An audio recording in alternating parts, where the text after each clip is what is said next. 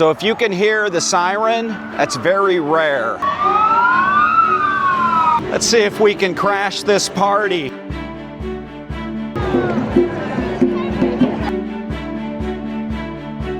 can help you.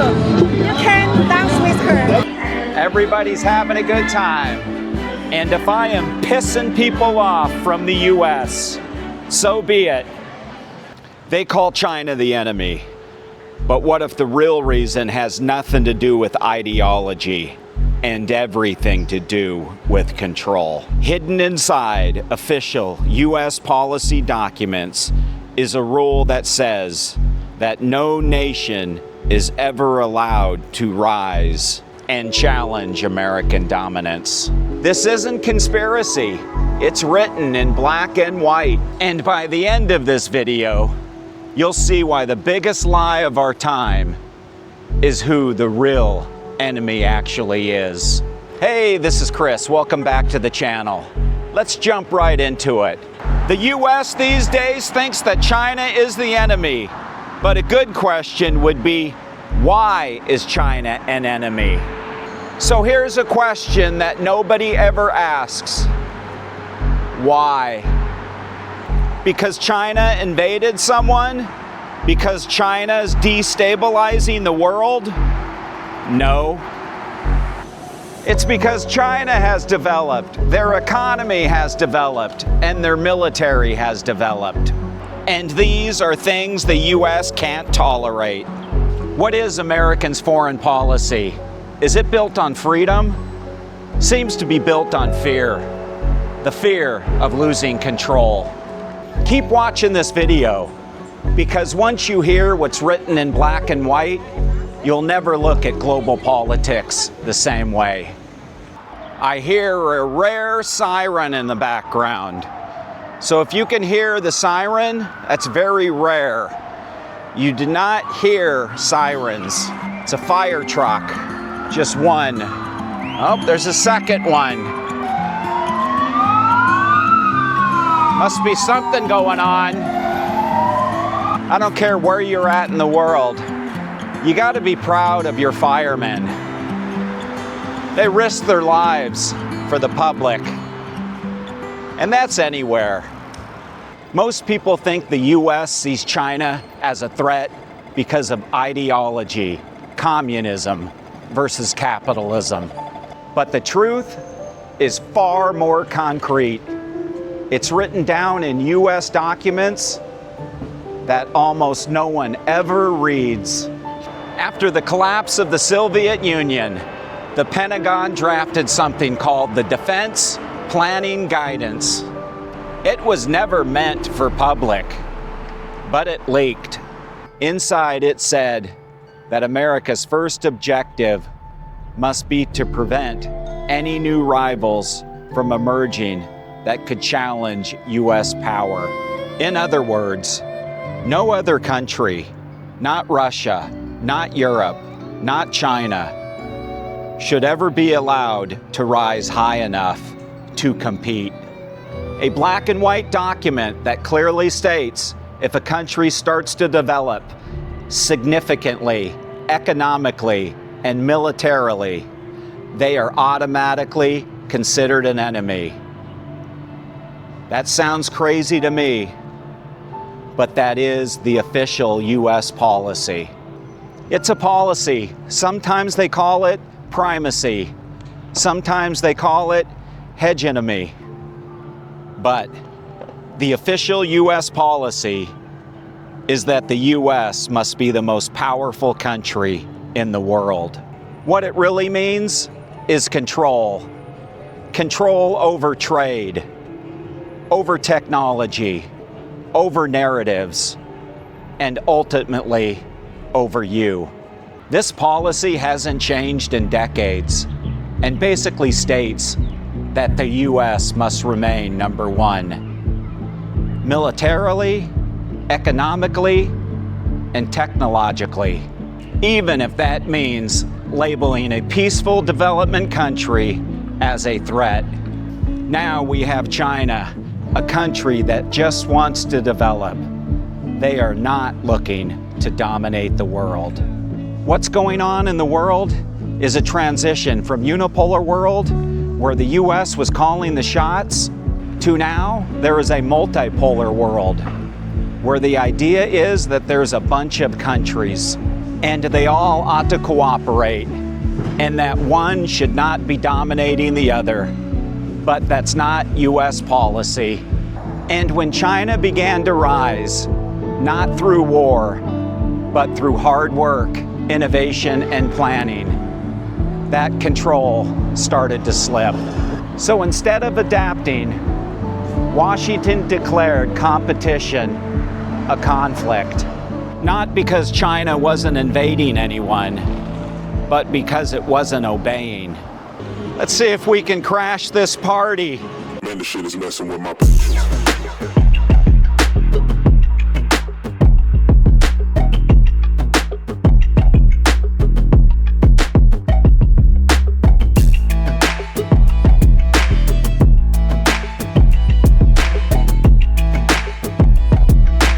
I can help you. You can dance with her. Oh, okay.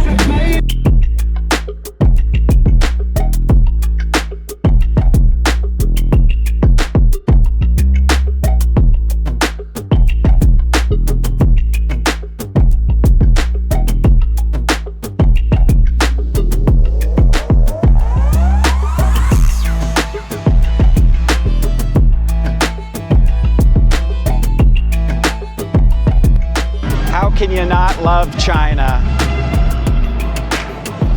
I crashed that party. They embraced me like I was one of theirs. That's where I just came from. I gotta show this. This is a kite or what? This has got to be the biggest kite I've ever seen. Look at this thing. Wow, that's a big kite. This guy's a professional. Look at this beautiful day in China. Look at all of the happy families out flying their kites, just having a good time, picnic, got their tents. And just right here, you have the beautiful big city in the backdrop. I hope you're still with me, because this is about to get deeper. Here's the part that really bothers the Western establishment. China wasn't supposed to succeed. Back in the 1980s, they thought opening the China market would make it more like them, meaning the US. Chaotic politics, privatized everything, make it more like them, which would be easier to influence. But China didn't follow the US playbook. Instead, they built their own model. The result? From a GDP of just 180 billion to over 18 trillion. 800 million lifted out of poverty and a prospering middle class. That's China today. The world's fastest trains, high-speed rail, high-tech factories, tech in all sectors that are thriving under a communist-led system. That is China today. Even with the trade turmoil, China still has the world's biggest manufacturing base. And why do so many people love China? Why do so many people come to this country and fall in love with it? It's because of the people, the culture, and it's one of the safest countries on earth. There is so much going on in the world, but China continues to maintain social stability that most Western nations can only dream of. And that is the truth. But here's where it gets wild. While China built, the US was spending billions not to compete, but to control the narrative. Every time you open your feed, scroll through news, or even flip through a textbook, ask yourself this: who paid for it? Because over $1 billion every single year is quietly spent on anti-communist propaganda. A silent war, not on China, but on your mind and my mind. Let's break it down. Voice of America, 267 million. Broadcasted in 49 languages. NED, $315 million, funding groups to promote democracy. A polite term for interfering anywhere socialism gains traction. US aid, $200 million, funneled to shape global narratives. And that's not even counting the hundreds of millions of dollars flowing into think tanks. And not to mention China research centers and media partnerships. So if you're an American and wondered where some of your hard-working tax dollars go, there you have it, right down the drain. So why spend so much? Because if the public ever realized that a socialist system could outperform capitalism in real life, the entire Western myth would collapse.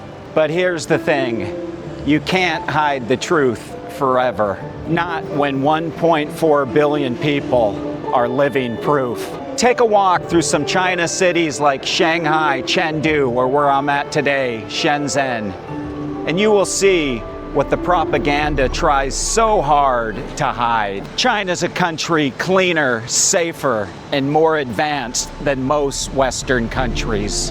Bullet trains glide at 350 kilometers per hour, while the US still debates fixing its 60-year-old bridges.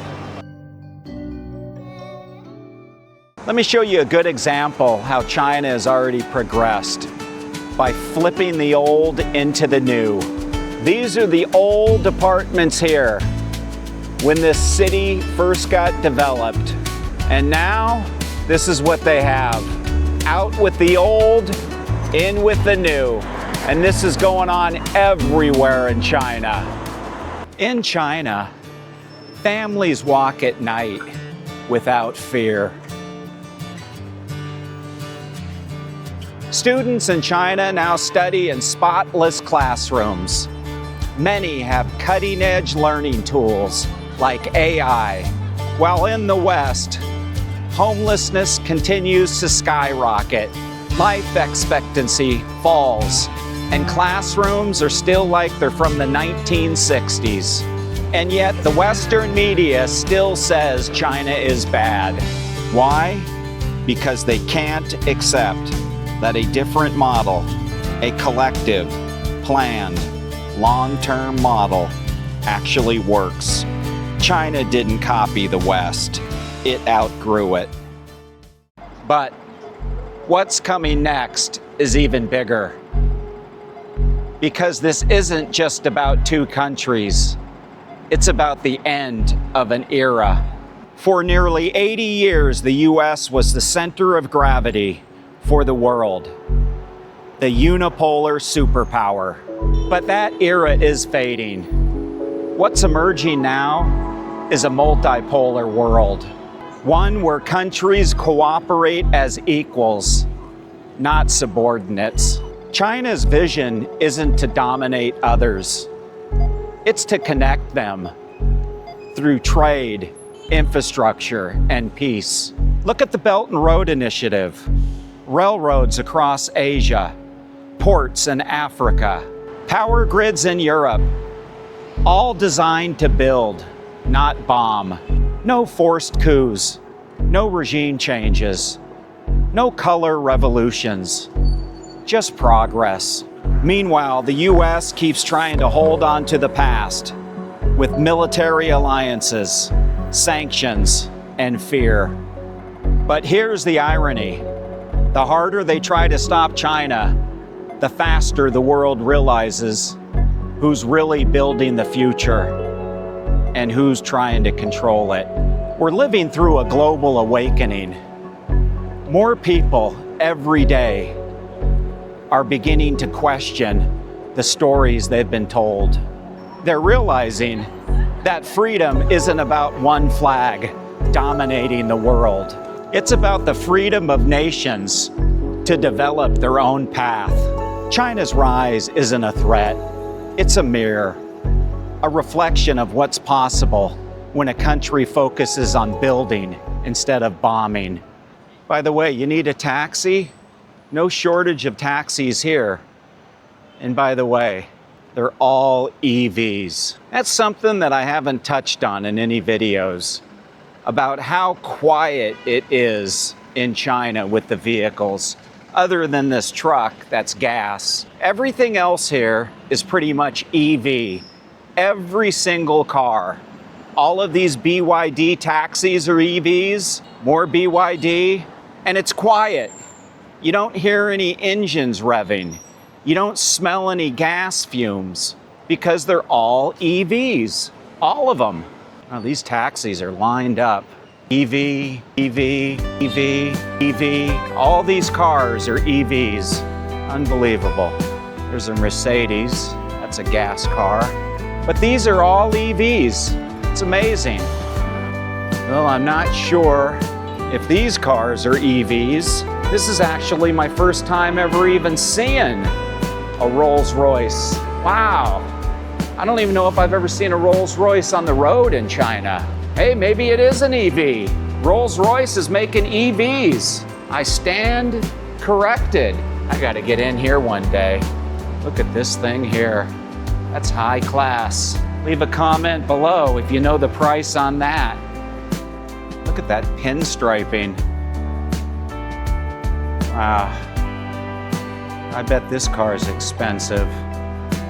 Show you something that just shows how safe China is. Look at this box sitting here. Nobody's ripped it off. Nobody's come by and opened it to see what's in it. Like these boxes, more boxes over here. Everybody respects each other's property. If it's not yours, they don't touch it. It's as simple as that. Friendly people everywhere in China. Everybody's having a good time.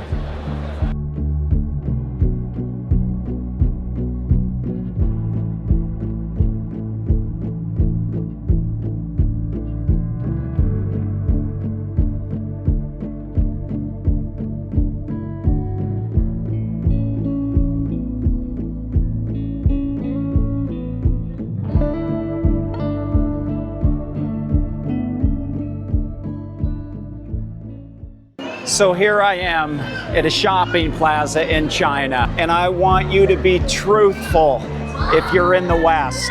Would you see this at your shopping mall?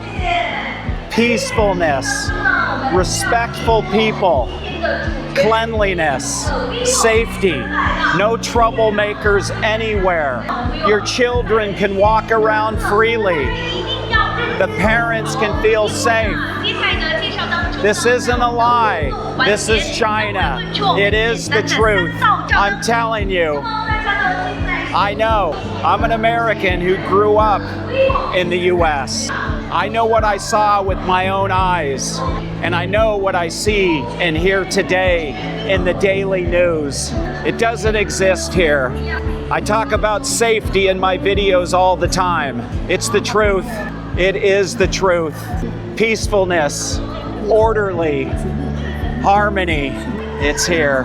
I'm sorry, we don't have this in the West anymore. And if I am pissing people off from the US, so be it. I am overwhelmed by the harmony, the peacefulness, and the safety in China. It is the truth. The truth is that the world is changing. And China's rise is not the end of anything, but the beginning of something new. A world that's fairer, calmer, and finally, multipolar.